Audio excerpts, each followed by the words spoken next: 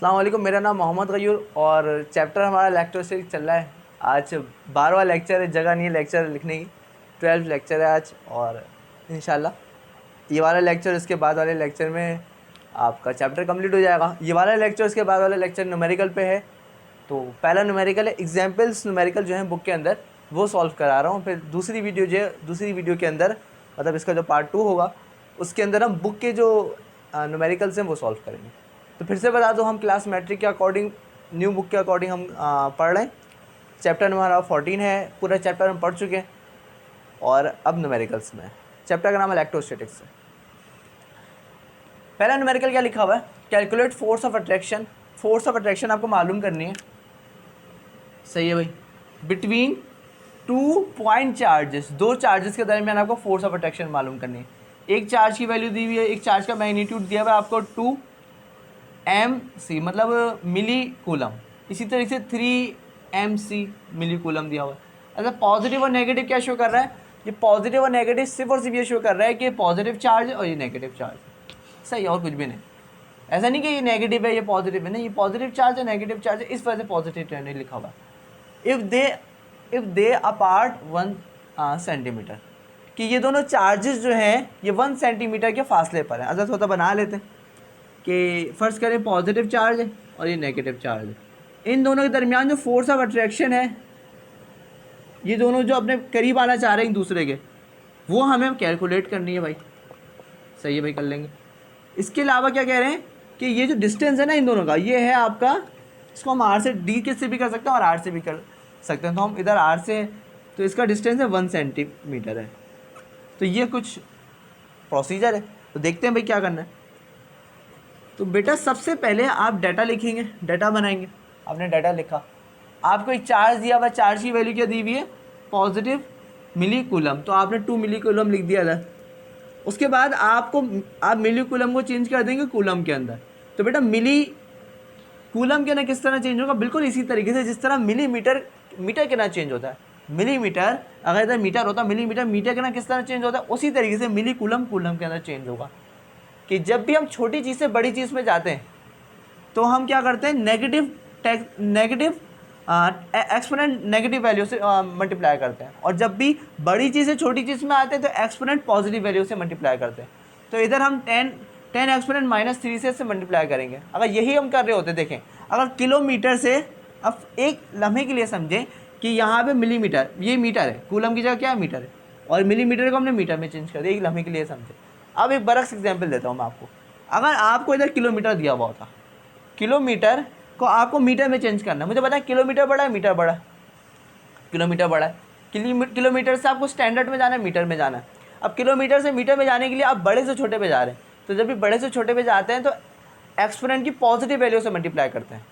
बड़े से छोटे पे जाते हैं तो एक्सपोनेंट की पॉजिटिव वैल्यू से मल्टीप्लाई करते हैं। अब इधर क्या सीन है, इधर सीन है ये कि ये एम मतलब मिली शो कर रहा है, तो मिलीमीटर को आपको फर्स्ट करें मीटर में जाना है, मिलीमीटर से कहाँ पे जाना है, मीटर में जाना है। मिलीमीटर छोटा है, जाहिर सी बात है, मिलीमीटर छोटा, मीटर बड़ा है। तो जब आप छोटे से बड़े पे जा रहे हैं तो आप एक्सपोनेंट की नेगेटिव वैल्यू से मल्टीप्लाई करेंगे। तो आपने एक्सपोनेंट -3 से मल्टीप्लाई करा, क्योंकि इधर कूलम है तो आपका मिली कूलम कूलम में चेंज करना, बिल्कुल इसी तरीके से जिस तरह आप मिलीमीटर को मीटर में चेंज करते हैं, बिल्कुल उसी तरीके से। तो बहरहाल आपने मिली हटा के कूलम, इधर कूलम ही आ गया, सो सर मिली कूलम से सिर्फ कूलम आ गया, और आपने माइनस एक्सपोनेंट से उसको मल्टीप्लाई करा, -एक्सपोनेंट 3 से। तो इसी तरह से मिली हटेगा और -एक्सपोनेंट 3 आ जाएगा, क्योंकि छोटे से बड़े पे जा रहे हैं। अच्छा भाई, ये तो आपको पता है, 1 सेंटीमीटर को डिवाइडेड बाय 100 करेंगे तो 0.01 मीटर आ जाएगा। क्यों, क्योंकि मीटर स्टैंडर्ड है, कूलम स्टैंडर्ड है, कूलम स्टैंडर्ड है, मिली कूलम में वैल्यू नहीं पुट करेंगे, मिली कूलम में वैल्यू नहीं रखेंगे, ना सेंटीमीटर में रखेंगे। स्टैंडर्ड में चेंज करना बहुत ज़्यादा ज़रूरी है। तो इसलिए बेटा न्यूमेरिकल्स करने से पहले आपको कन्वर्जन्स आने चाहिए, आपको टेबल्स आने चाहिए, मीटर्स के टेबल आने चाहिए, इसी तरीके से और भी होते हैं, सेकेंड्स के टेबल होते हैं, लेंथ के टेबल, लेंथ का तो ये हो गया, केजी के भी होते हैं, मास के। अच्छा भाई, ये के क्या है, ये के कांस्टेंट है, ये आपका फॉर्मूला है। फोर्स आपके इलेक्ट्रोस्टैटिक फोर्स है बराबर है कांस्टेंट Q1 Q2, ये दोनों चार्जेस का प्रोडक्ट है, और R दोनों के दरमियान का डिस्टेंस है। लेक्चर नंबर, ये हमने कूलम्स लॉ पढ़ा हुआ है, आप लिखिएगा कूलम्स लॉ बाय गयूर या बाय सर गयूर, तो आ जाएगा, वहाँ से देख लिएगा कूलम्स लॉ। हमने बहुत डिटेल से कूलम्स लॉ पढ़ा हुआ है, इसकी इक्वेशन भी ड्राइव करी हुई। तो देखते हैं आगे क्या करना है भाई। कांस्टेंट है, कांस्टेंट क्या, कुछ लिखा हुआ नहीं है भाई। कांस्टेंट का कोई यूनिट तो होगा या बिना यूनिट क्या है कांस्टेंट। तो बेटा कांस्टेंट का यूनिट होता है, मैंने कूलम्स लॉ के अंदर ये पूरा बताया हुआ है। तो कांस्टेंट का यूनिट मैं आपको फिर से बताता हूँ किस तरह निकालना है। बच्चे इसको याद करते हैं, इसको याद नहीं करना। फॉर्मूला याद है, बहुत है आपके लिए। इस फॉर्मूले से इस कांस्टेंट का यूनिट निकालें। सबसे पहले तो देखें, सबसे पहले इस फॉर्मूले के ना कांस्टेंट को सेपरेट करें, मतलब कांस्टेंट को अपनी जगह पे ही रहने दें, के को। अब मुझे बताइए Q1 और Q2 इधर क्या हो रहे हैं, जाहिर सी बात है मल्टीप्लाई हो रहे हैं, तो नीचे आके क्या होंगे, डिवाइड होंगे। सही है। अब R इधर क्या हो रहा है, डिवाइड हो रहा है, उधर जाके क्या होगा, मल्टीप्लाई होगा। तो जो इनके यूनिट है ना वही कांस्टेंट के यूनिट होंगे। ये सारी चीज़ें किसके बराबर है, कांस्टेंट्स के बराबर, कांस्टेंट के बराबर। तो मुझे पता है F का यूनिट क्या होता है, आप बोलेंगे न्यूटन होता है। F क्या है, फोर्स है। बाबा न्यूटन ने इसको बताया, तो फोर्स उसका मतलब न्यूटन अपने नाम पे रख दिया उन्होंने, तो फोर्स का यूनिट आपका न्यूटन है। इसी तरीके से ये R है, R डिस्टेंस शो कर रहा है, और डिस्टेंस का स्टैंडर्ड यूनिट क्या होता है, मीटर। तो क्योंकि R के ऊपर स्क्वायर है, तो जो मीटर आएगा उसके ऊपर भी क्या आएगा, स्क्वायर आएगा। और ये Q है, ये भी Q है। अब चार्ज किस बाबा ने बताया, ये चार्ज आपके कूलम ने बताया, तो जाहिर सी बात है उन्होंने बताया है, तो उन्होंने इंट्रोड्यूस कराया है, तो नाम भी उन्हीं का आएगा। चार्ज भी हम कूलम से रिप्रेजेंट करते हैं। एक चार्ज के लिए C आएगा, दूसरे चार्ज के लिए C आएगा, क्योंकि दो चार्ज है तो C स्क्वायर आ जाएगा। तो देखिए इसको याद नहीं करें, मैंने याद करा, मैंने तो फॉर्मूले से निकाला, फॉर्मूला याद करें बहुत है आपके लिए। तो इस यूनिट को लिखना भी ज़रूरी है, साथ साथ इसको याद ना करें, इसको फॉर्मूले से निकालें, ये बताना था बस।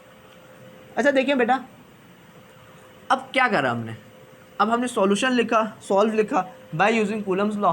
कूलम्स लॉ हम लगा रहे हैं, ये आपका फॉर्मूला है। फॉर्मूले के अंदर कुछ भी नहीं करना, वैल्यू पुट करनी। अच्छा ये कांस्टेंट वैल्यू होती है आपकी ना, 9 एक्सपोनेंट 9 आपकी कांस्टेंट वैल्यू होती है। कूलम्स लॉ के अंदर हमने बिल्कुल ब्रीफ डिस्कस करा हुआ है, आप लेक्चर ज़रूर देखिएगा वाला।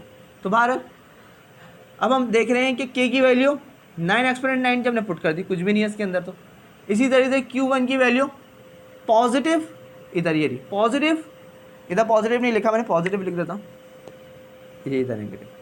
पॉजिटिव आपकी 2 एक्सपोनेंट -3 थी, तो हमने सिर्फ लिखेंगे 2 एक्सपोनेंट -3, पॉजिटिव ना लिखेंगे। नहीं, बिल्कुल इसी तरीके से यहाँ पे हम नेगेटिव भी नहीं लिखेंगे, यहाँ पे लिखा नेगेटिव एक्सपोनेंट -3, यहाँ पे नेगेटिव नहीं लिखेंगे। क्यों, क्योंकि ये पॉजिटिव ये नेगेटिव तो चार्जेस के लिए था ना, हम तो न्यूमेरिकल सॉल्व कर रहे हैं ना, मैग्नीट्यूड पुट करने हैं हमें इसके अंदर ना, सिर्फ और सिर्फ मैग्नीट्यूड। हमें इससे मतलब नहीं कि वो पॉजिटिव चार्ज है नेगेटिव चार्ज था, हम तो मैग्नीट्यूड पुट कर रहे हैं। तो पॉजिटिव हो या नेगेटिव हो, अट्रैक्शन रिपल्जन तो होगी। तो आप पॉजिटिव और नेगेटिव को ज़रूर हटा दिएगा यहाँ से, ना पॉजिटिव आएगा ना नेगेटिव आएगा। पॉजिटिव आया तो खैर मसला नहीं होता, पर नेगेटिव आएगा तो आपका आंसर नेगेटिव में आएगा, वो गलत होगा। तो बिना साइंटिफिक कैलकुलेटर के इसको इस तरह सॉल्व करेंगे, बहुत एक लॉजिकल तरीके से, कि देखें ये 10 की पावर है, ये 10 की पावर है, ये 10 की पावर है। देखिए जो 10 की पावर्स नहीं है, जैसे 9 हो गया, 2 हो गया, 3 हो गया, इनको आप अलग कर दें। बिल्कुल मैंने इनको अलग कर दिया, ये देखें। फिर क्या करा मैंने, देखिए मुझे वो रूल पता है, base are same power will be added. जब बेस सेम होती है तो पावर क्या हो जाती है, ऐड हो जाती है, जब मल्टीप्लाई हो रहा हो, पूरी बात। जब मल्टीप्लाई हो रहा हो, basis are same, power will be added. तो मुझे बताइए 10 की पावर 9 है, 10 की पावर -3 है, 10 की पावर -3 है, ये 10, ये बेस, ये बेस, ये बेस, तीनों बेसिस सेम है। देखिए ज़रा, ये सेम है, ये सेम है, ये सेम है, सबकी बेसिस सेम है। तो मुझे बताइए 9 -3 किसके बराबर होता है, सब बोलेंगे 3 के बराबर होता है भाई, ये कैसा सवाल है। सही है, तो बेसिस आर सेम, बेसिस क्या है, सेम है, तो आपने क्या कर दी, पावर को ऐड कर दिया। मैंने क्या कर दिया, पावर को ऐड कर दिया। 9 -3 आपका आंसर आएगा 3, तो सिर्फ आपकी पावर बची 10 की पावर 3, क्योंकि रूल यही है कि basis are same, power will be added. तो 10 की पावर 3 बची। अब जितने भी नंबर्स थे उनको सब मैंने साथ करके लिख दिया, क्योंकि मल्टीप्लाई कर रहे हैं, ऑर्डर मैटर नहीं करता, किसी को किसी के साथ लिखने कोई फर्क नहीं पड़ता। अच्छा नीचे क्या हुआ, नीचे आपका ये 0.01 मीटर आया, उसके ऊपर बेटा स्क्वायर, स्क्वायर भूले तो न्यूमेरिकल गलत था, स्क्वायर नहीं भूलना। तो 0.01 आपका मीटर था, तो आपने जब आप कैलकुलेटर पर लिखेंगे 0.01 मल्टीप्लाई बाय, ये भी कर सकते हैं 0.01 मल्टीप्लाई बाय 0.01, या इसका स्क्वायर ले लें, आम कैलकुलेटर के लिए भी हो सकता है। तो बहरहाल ये आंसर आएगा 1 एक्सपोनेंट -4 आएगा आपका आंसर। क्या आएगा, एक्सपोनेंट -4। तो ये अब ये 10 है, अब ये भी 10 है, तो सबसे पहले तो ये नंबर्स जो है ना इनको मल्टीप्लाई कर दें, 54 आंसर आएगा। ये 54 आपका आंसर आ गया। फिर आप क्या करेंगे, फिर आप इस 10 की पावर -4 है इधर, ये 10 की पावर -4 है, इस 10 की पावर, क्योंकि आपको मैथमेटिक्स की इजाज़त देती है कि आप उसके साथ खेल सकते हैं।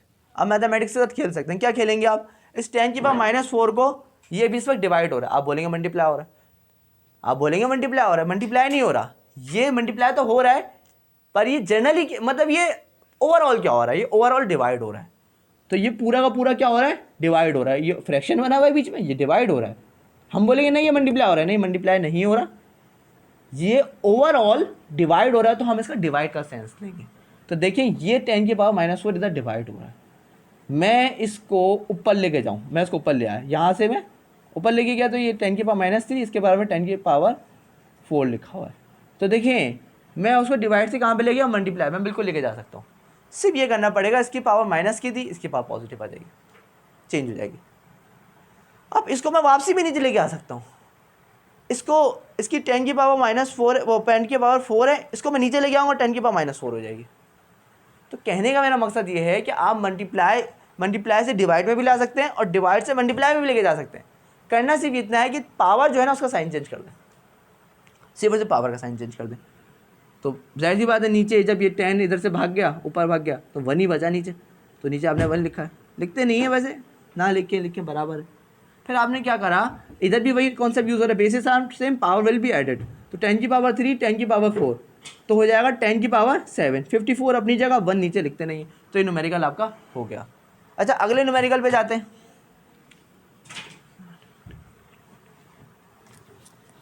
अगला न्यूमेरिकल देखते हैं भाई, calculate the electric field intensity के ऊपर है आपका अगला न्यूमेरिकल। आपको इलेक्ट्रिक फील्ड इंटेंसिटी, देखिए इलेक्ट्रिक फील्ड इंटेंसिटी भी हमने डिस्कस करा हुआ है। Electric field intensity, electric field हो गया, इलेक्ट्रिक फील्ड इंटेंसिटी हो गया, इलेक्ट्रिक लाइन्स ऑफ फोर्सेस हो गया, इसी तरीके से पोटेंशियल डिफरेंस हो गया, इलेक्ट्रिक पोटेंशियल हो गया। तो जो भी इस चैप्टर में से आपको टॉपिक समझना है तो आप टॉपिक का नाम लिखें और बाय गयूर लिख दें तो आ जाएगा। बहरहाल क्या करना है आपको, हम सेकंड न्यूमेरिकल में calculate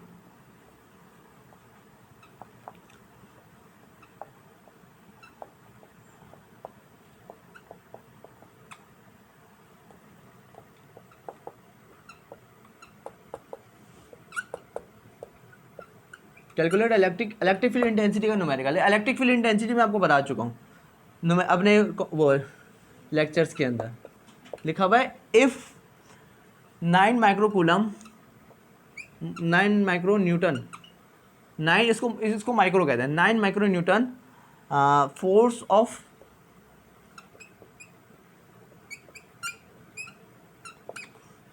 9 microcoulomb force acting on 3 microcoulomb charge,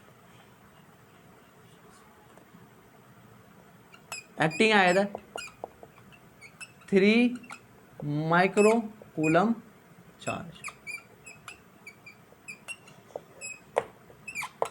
सही है।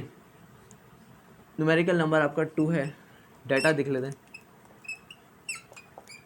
सबसे पहले कैलकुलेट इलेक्ट्रिक फील्ड इंटेंसिटी, क्या मालूम करनी है, इलेक्ट्रिक फील्ड इंटेंसिटी मालूम करनी, सही है। If 9 micro Newton force acting 3 microcoulomb charge, देखिए क्या क्या दिया हुआ है, इतना घबराए नहीं सवाल को देख के। सबसे पहले तो आपको क्या दिया हुआ है, आपको फोर्स दी हुई है, कितनी दी हुई है भाई फोर्स, 9 माइक्रो न्यूटन। देखिए इसको म्यू पढ़ते हैं इसको ना, मतलब अगर कहीं अलग से साइन लिखा हुआ है इस तरीके से तो उसको म्यू कहेंगे, पर क्योंकि इसके साथ लिखा हुआ है तो हम इसको माइक्रो भी कहते हैं, सही है। अगर ये अलग से साइन गए तो हम इसको म्यू कहेंगे, पर अगर जैसे माइक्रो के इसके बाद मीटर लिखा हुआ है तो उसको माइक्रोमीटर कहेंगे, न्यूटन लिखा हुआ है तो माइक्रो न्यूटन कहेंगे, सही। क्योंकि मसला दरअसल ये होता है कि मिलीमीटर होता है, फिर मिलीमीटर के बाद आता है माइक्रोमीटर, तो मिली भी एम से शुरू होता है और माइक्रो भी एम से शुरू होता है, तो माइक्रो के लिए हम एज सिंबल यूज़ कर देते हैं, इसको अलग से म्यू कहते हैं, पर इधर साथ लिखा हुआ है तो उसको माइक्रो पढ़ लेंगे। बहरहाल अब देखते हैं और क्या दिया हुआ है, और हमें दिया हुआ है चार्ज दिया हुआ है, कितना दिया हुआ है भाई, चार्ज आपको दिया हुआ है 3 माइक्रो कूलम, ये न्यूटन है ये कूलम है। आपको इलेक्ट्रिक फील्ड इंटेंसिटी मतलब ई मालूम करना है, इलेक्ट्रिक फील्ड इंटेंसिटी को ई से डिनोट करते हैं। तो सॉल्व करते हैं भाई क्या होगा। तो सबसे पहले तो फॉर्मूला पता होना चाहिए, बिना फॉर्मूले के तो कुछ भी नहीं होगा। फॉर्मूला आपका होता है इलेक्ट्रिक फील्ड इंटेंसिटी का, कि इलेक्ट्रिक फील्ड इंटेंसिटी बराबर है force per unit charge. Electric field intensity आपकी बराबर है force per unit charge. Electric field intensity ने पूरा समझाया हुआ है। सिंपल इलेक्ट्रिक फील्ड इंटेंसिटी क्या होती है कि इलेक्ट्रिक फील्ड की स्ट्रेंथ कहलाती है कि अगर कहीं इलेक्ट्रिक फील्ड है उसकी स्ट्रेंथ कितनी है तो वो उसकी इंटेंसिटी बताती है। इलेक्ट्रिक फील्ड इंटेंसिटी ज़्यादा होगी तो उसकी स्ट्रेंथ ज़्यादा होगी, इस टाइप का कुछ होता है। तो पूरा टॉपिक हमने डिस्कस करा हुआ है, देख लिएगा आप। तो इधर हमें इलेक्ट्रिक फील्ड इंटेंसिटी मालूम करनी है, तो फोर्स की वैल्यू आपकी होगी, देखें एक ना, इधर मैं कन्वर्ट नहीं कर रहा, आप देखिए क्यों नहीं कन्वर्ट कर रहा। इधर मैंने लिखा 9 माइक्रो न्यूटन, फिर मैंने लिखा 3 माइक्रो कूलम। सवाल ये पैदा होना चाहिए सर इसको, जैसे मैंने मिली कूलम को चेंज करा था कूलम के अंदर, तो मुझे माइक्रो कूलम को भी चेंज करना चाहिए था ना इसी तरीके से, 10 एक्सपोनेंट -6 रख के कूलम लिख देता, मतलब इसे माइक्रो को हटा के एक्सपोनेंट -6 लिखता, ये करना चाहिए था। इधर भी -6 लिखता। देखिएगा दोनों ही माइक्रो में थे, तो आप देखिएगा अब आप चेंज करें ना करें, चेंज करके भी वही आंसर आएगा, चेंज ना करके भी वही आंसर आएगा। तो हम आसान तरीका देखते हैं ना, तो ये मैंने लिखा ऊपर फोर्स की वैल्यू, नीचे चार्ज की वैल्यू, तो जिस तरह 3 से ये कट गया और ऊपर 3 आया, इसी तरीके से माइक्रो से माइक्रो कट गया, यूनिट से यूनिट कट गया, तो आंसर आएगा आपका 3 न्यूटन अपॉन कूलम। देखिए वैसे अब ज़रा देख लें इस बात को ना, इस बात को ज़रा कंप्लीट करते हैं कि अगर ये माइक्रो में दिया होता, ये मिली में दिया होता, तो आप बेहतर ये था कि दोनों को आप, जैसे कि अगर ये माइक्रो में दिया हुआ होता, ये माइक्रो में दिया हुआ है, तो इसके बाद लिखते हैं आप एक्सपोनेंट -6, आप इसको न्यूटन कर देते। अगर फर्ज करें ये मिली में दिया हुआ था, मिली कूलम दिया हुआ था, तो आप इसको एक्सपोनेंट -3 कर देते और उसको कूलम में, सिंपली कूलम और सिंपली न्यूटन और सिंपली कूलम में चेंज कर देते। पर जब मैंने देखा कि दोनों ही माइक्रो के अंदर है, तो मैं सवाल करते वक्त मैंने माइक्रो को माइक्रो से काट दिया, इस तरह भी होता है। तो आंसर आपका सिंपल है। अगर आप चाहें तो इधर एक्सपोनेंट -6 लिख दें, एक्सपोनेंट -6 लिख दें, एक्सपोनेंट -6 इधर आएगा, एक्सपोनेंट -6 इधर आएगा, वो वैसे ही कट जाएगा। तो बात देखिए, कान इधर से पकड़ें उधर से पकड़ें। तो आप दूसरे न्यूमेरिकल की तरफ जाते हैं। दूसरा न्यूमेरिकल आपका बेस करता है एक और कॉन्सेप्ट के ऊपर कि पोटेंशियल डिफरेंस के ऊपर बेस करता है वो, इलेक्ट्रिक पोटेंशियल डिफरेंस। देखिए फिर से वही बात करूँगा, न्यूमेरिकल वही होते हैं, मतलब कॉन्सेप्ट पे होते हैं ना। पहले हम चैप्टर पढ़ते हैं पूरा, फिर चैप्टर पढ़ने के बाद हम न्यूमेरिकल करते हैं। तो जो न्यूमेरिकल है वो आपके चैप्टर से रिलेटेड है। तो अब जो न्यूमेरिकल है आपका इलेक्ट्रिक पोटेंशियल के ऊपर है, इलेक्ट्रिक पोटेंशियल डिफरेंस। तो वो भी हमने डिस्कस करा हुआ पूरा ब्रीफली, तो आप भी देख लिएगा अगर आपने नहीं देखा। इलेक्ट्रिक पोटेंशियल डिफरेंस लिखा हुआ है, कैलकुलेट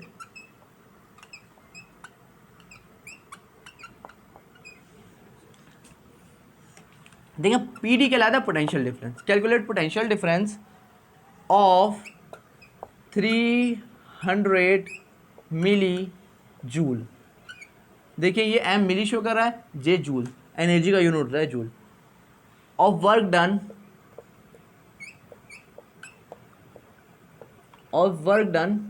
आगे क्या है भाई, of work done on a 150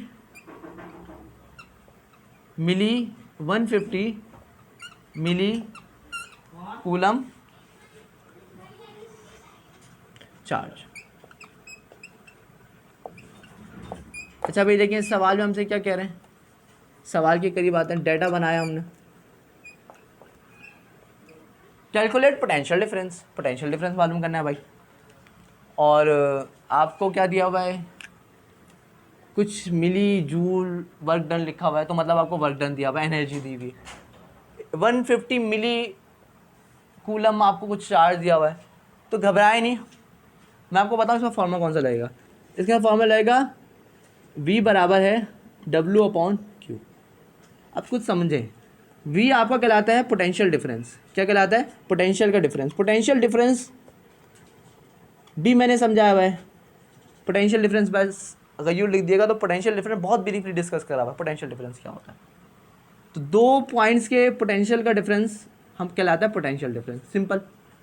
तो आपको पोटेंशियल डिफरेंस मालूम करने के लिए बोला हुआ है, सही है। अच्छा दो, एक पॉइंट है A, एक पॉइंट है B, मैं इधर समझा नहीं रहा पोटेंशियल डिफरेंस क्या होता है। एक पॉइंट A, एक पॉइंट B है, उन दोनों का जो पोटेंशियल का डिफरेंस होगा वो क्या लाएगा, पोटेंशियल डिफरेंस। इसको आप सिंपल V से भी डिनोट कर सकते हैं। अच्छा W क्या है, W वर्क डन है। वर्क डन को हम जूल, वर्क डन का जो यूनिट होता है वो जूल होता है, तो इधर मिली जूल लिखा हुआ है। तो उसको कन्वर्ट करेंगे। इसी तरीके से चार्ज है इधर, और चार्ज आपका मिली कूलम में दिया हुआ है, उसको भी देखते हैं भाई। तो फॉर्मूला आपने देखा, अब हम डाटा की तरफ बढ़ते हैं और फिर देखते हैं क्या होगा न्यूमेरिकल के साथ। तो सबसे पहले तो हमें वर्क डन दिया हुआ है, W लिख दें सिंपल। W बराबर है आपके 300 मिली जूल्स के। अच्छा भाई, अब चार्ज कितना दिया हुआ है, चार्ज भी आपको दिया है 150। अच्छा मेरी माने ना, इधर भी यूनिट चेंज ना करें, इधर ये भी मिली है ये भी मिली, इधर भी यूनिट ना चेंज करें, मिली को मिली से काट देंगे, देखेंगे कैसे कटेगा। अब आपको मालूम क्या करना है, पोटेंशियल डिफरेंस, दो पॉइंट का पोटेंशियल का डिफरेंस मालूम करना है। कि पोटेंशियल डिफरेंस एक अहम चीज़ है, आपको पता होना चाहिए कि पोटेंशियल डिफरेंस क्या होता है। सिंपल फॉर्मूला आपका है V बराबर है W/Q। सही, आगे बढ़ते हैं। हुआ ये कि पोटेंशियल डिफरेंस आपको मालूम करना है, W की वैल्यू आपने 300 इधर पुट कर दी और मिली यूनिट के साथ पुट कर देंगे। यूनिट को यूनिट से मुझे काटते हुए आपको दिखाना, ना पुट करें यूनिट के साथ तो कोई मसला नहीं है, पर मुझे आपको यूनिट के साथ दिखाना है, इस वजह से मैं यूनिट के साथ पुट कर रहा हूँ। वरना जब हम सवाल सॉल्व कर रहे होते हैं तो हम यूनिट के साथ कोई चीज़ पुट नहीं करते, यूनिट वैसे ही कट जाते हैं 1 और यहाँ पे आ जाएगा 2। देखें मिलीमीटर से मिलीमीटर कट गया, देखिए जूल से कूलम तो कटने जरा नहीं कटेगा ना, तो वो तो साथ ही लिख देंगे। तो आपका क्या पता पोटेंशियल डिफरेंस क्या आया, आपका आया 2 जूल पर कूलम। अच्छा पोटेंशियल डिफरेंस को जूल पर कूलम हम अकॉर्डिंग टू फॉर्मूले के मुताबिक लिख सकते हैं। वैसे पोटेंशियल डिफरेंस आपका वोल्टेज कहलाता है, और वोल्टेज का यूनिट तो वोल्ट ही होता है ना।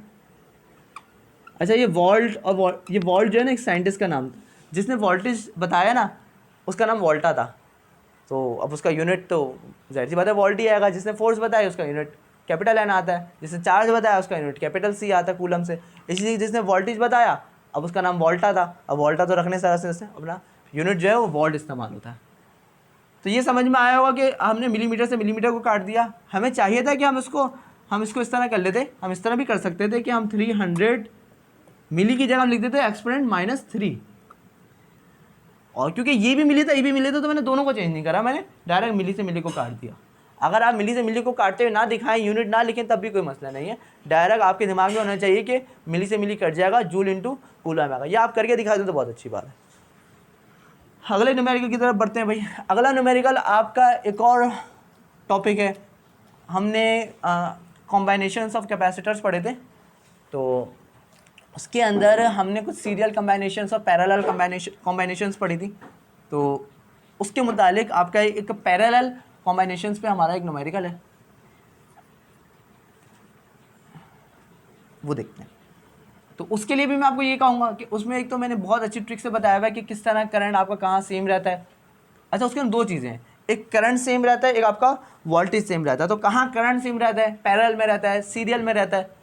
तो उसके ना मैंने बंदों से एग्जाम्पल दिए, तो आप ज़रूर देखिएगा। तो न्यूमेरिकल नंबर आपके सारे में एग्जाम्पल्स करा रहा हूँ बुक के। क्या लिखा हुआ, फाइंड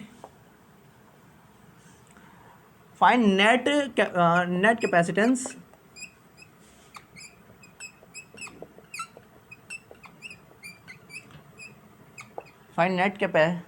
ऑफ 4 कैपेसिटर्स। देखिए नेट कैपेसिटेंस मतलब कैपेसिटेंस मालूम करनी, इक्विवेलेंट कैपेसिटेंस मालूम करनी, और कैपेसिटर्स कितने हैं आपके, 4 कैपेसिटर्स हैं।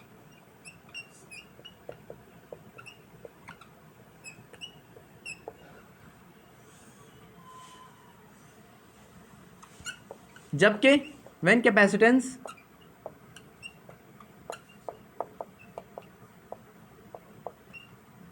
ऑफ each capacitor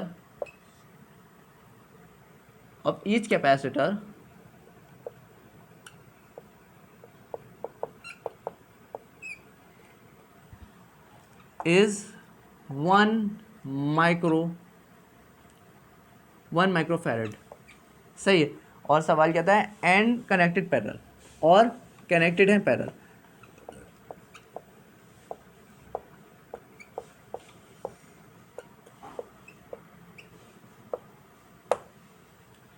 तभी आप देखते हैं क्या करना है भाई। आप डाटा लिखेंगे सबसे पहले, डाटा तो बहुत आसान है। 4 कैपेसिटर्स हैं, व्हेन आपको नेट कैपेसिटेंस मालूम करनी है और कैपेसिटर्स की 4 कैपेसिटर्स हैं आपके, जिसमें हर एक कैपेसिटर 1 माइक्रो फैरेड के ऊपर है। अच्छा, कैपेसिटर्स की वैल्यू जो होती है ना हमेशा माइक्रो के अंदर ही होती है, बहुत कम है कि इसके 1 फैरेड 2 फैरेड, तो कैपेसिटर्स जो होते हैं वो माइक्रो फैरेड मिली फैरेड में ही होते हैं, तो इनकी जो वैल्यू जो होती है फैरेड की बहुत कम होती है।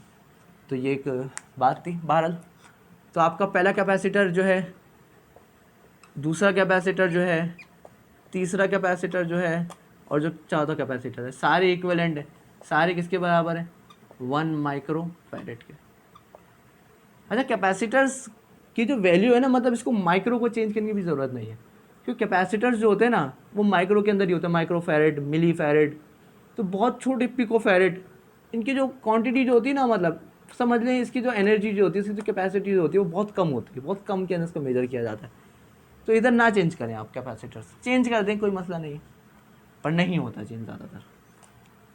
अच्छा सिंपल, अब आपको पता होना चाहिए पैरेलल का फॉर्मूला क्या होता है भाई, सीरियल का फॉर्मूला क्या होता है। तो अब आपको इधर पैरेलल कॉम्बिनेशंस करी हुई हैं, तो सॉल्व करते हैं भाई। अब आप लिखेंगे फॉर पैरेलल,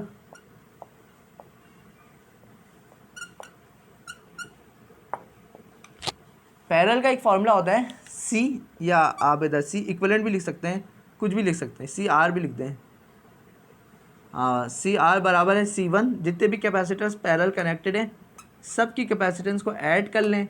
इससे आसान कोई न्यूमेरिकल मुझे लगता नहीं है कि होगा, पर आपको पता होना चाहिए पैरेलल का फॉर्मूला क्या होगा, सीरियल का फॉर्मूला क्या होगा। तो ये फॉर्मूले मैंने बहुत डिटेल से डिस्कस करे हुए हैं। डिस्कस करने के बाद हम न्यूमेरिकल की उस पर पहुँचे, हद तक पहुँचे। तो बहरहाल ये 4 कैपेसिटेंस सबकी 1 थी, तो 4 माइक्रो फैरेड आएगा इसका आंसर। और ये आपकी सी आर कह लें, सी नेट कह लें, कुछ भी कह लें, इक्विवेलेंट कैपेसिटेंस है जो निकल चुकी है। बाकी के जो न्यूमेरिकल से हम अगले लेक्चर में देखेंगे। अल्लाह हाफ़िज़।